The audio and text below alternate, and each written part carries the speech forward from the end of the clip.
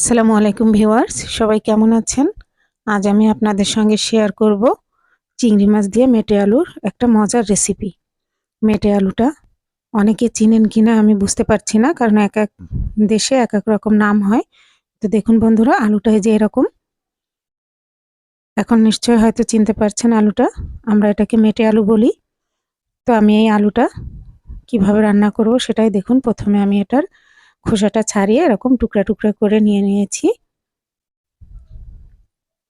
নিয়ে এটা এখন আমি চিংড়ি মাছ দিয়ে রান্না করব। এই যে চিংড়ি মাছগুলোও বেছে নিয়েছি।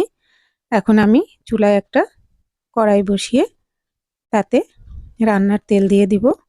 তেলটা গরম হয়ে গেলে এর মধ্যে একে একে মশলা দিয়ে দিব। প্রথমে আমি 2 চা চামচ পেঁয়াজ বাটা, হাফ চা চামচ আদা বাটা, হাফ চা চামচ রসুন বাটা দিয়ে একটু নেড়ে নিব। দিয়ে এর মধ্যে আবার আমি এখন যোগ করব লবণ, হাফ চা চামচ হলুদ গুঁড়া, 1 চা চামচ মরিচের গুঁড়া দিয়ে ভালো করে নাড়বো। আর দেব আমি এর মধ্যে হাফ চা চামচ ধনিয়া গুঁড়া দিয়ে মশলাটা ভালো করে কষিয়ে নিতে হবে। আর 4-5টা কাঁচামরিচের ফালি আমি দিয়ে দিলাম এখানে। আর মশলাটা পানি দিয়ে বারবার ভালো করে কষিয়ে নিব, কারণ মশলা কষানো ভালো না হলে তরকারির টেস্টটা ভালো আসে না। মশলাটা আমার কষানো হয়ে গেছে।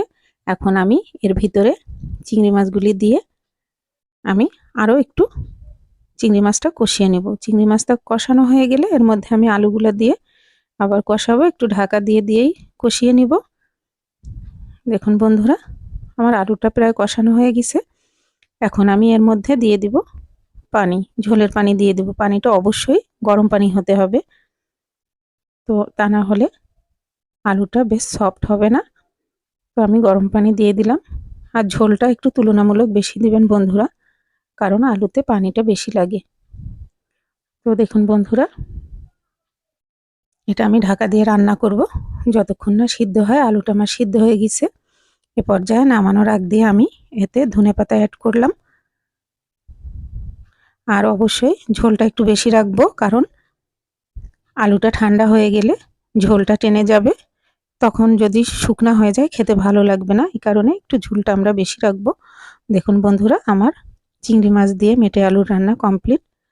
তো এই রেসিপি যদি আপনাদের ভালো লাগে বন্ধুরা, অবশ্যই লাইক কমেন্ট শেয়ার করে দিবেন। ফেসবুকে দেখলে ফলো আর ইউটিউবে সাবস্ক্রাইব করে আমার পাশে থাকবেন বন্ধুরা। তো আজকের মতো এখানেই। আল্লাহ হাফেজ। আসসালামু আলাইকুম।